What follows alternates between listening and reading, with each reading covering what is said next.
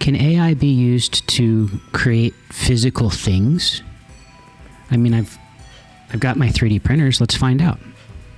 Use spatial reasoning to extrude a magic wand. Start at the bottom of the wand and extrude to the top, modifying the shape of the extrusion to look organic. It should look like it is made out of wood with a hint of vines and flowers. Use all of your skills to test the output. The final output should be an STL file. Whoa. Okay, so we've got to orient it a little bit. That's not too bad.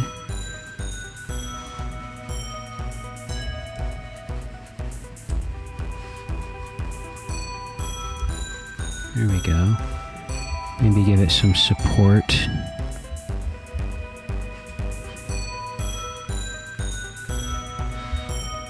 That's not bad.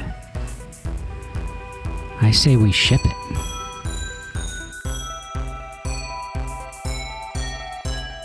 Now make one more wand that is the brother of this one. The brother should not have flowers, maybe leafy vines. Actually, no leaves, please.